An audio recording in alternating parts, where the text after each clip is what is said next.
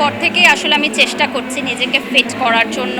আর মা হওয়ার পর আসলে শারীরিক গঠন যেভাবে পরিবর্তন হয়, চেহারারও অনেক ক্ষেত্রে পরিবর্তন হয়ে যায়। অনেকে কিন্তু এখন আমাকে বলে যে আচ্ছা ও সার্জারি করা ব্র্যান্ড প্রমোটার, বা আচ্ছা ও তো সার্জারি করে শুকিয়েছে। আসলে সার্জারি জিনিসটা তো অনেক এক্সপেন্সিভ, অ্যান্ড এটা তো সব ব্র্যান্ড প্রমোটারদেরকে আসলে দিয়ে প্রমোট করানো হয় না। আমি অ্যাজ আ অ্যাস্থেটিক মডেল কাজ করেছি, বা আমি যদি সার্জারি করে ওজন কমাই, তারাও কমাক, সমস্যা কি, দোষ কি?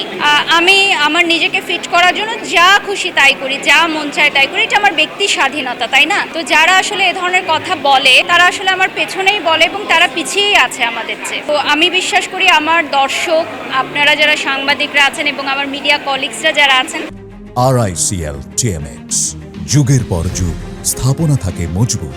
তারা আমাকে বরাবরই খুবই প্রশংসায় ভাসান এবং এটা আমি এনজয় করি। আসলে নাম্বার ওয়ান বিষয়টা খুবই আপেক্ষিক।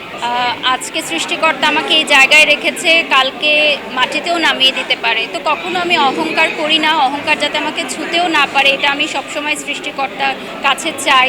এবং আমি আসলে সবসময় একই রকম, বরাবরের মতোই। আমি ডে ওয়ানে যেরকম ছিলাম আমার পাশের মানুষের সাথে, এখনও ঠিক তেমনই আছি। আর কর্মজীবনে আমার এই ছোট্ট ক্যারিয়ারে আমি যা পেয়েছি সেটা আমি বলবো আমার তকদির, আমার সৃষ্টিকর্তা, আমার দর্শকদের ভালোবাসা, আমার বাবা মার দোয়া, আমার হাজব্যান্ডের সাপোর্ট, সব কিছু মিলিয়ে। আর যেটা আপনি বলছেন যে অন্যরা কাজ পাচ্ছে না, আসলে এই জায়গাটা ধরে রাখাটা অনেক কষ্টকর। প্রতিদিন ঘন্টার পর ঘন্টা কাজ করা, এগুলো মেনটেন করা, টিম ম্যানেজমেন্ট, সব কিছু মিলে। যেমন আগামীকাল ফার্স্ট ফ্লাইটে আমি চট্টগ্রাম চলে যাচ্ছি ভাই, আমার বেশ কয়েকটা প্রমোশনাল কাজ আছে। আমি আজকের এই অনুষ্ঠানের জন্য রয়ে গেছি, না হলে আজকে আমি চট্টগ্রাম চলে যেতাম।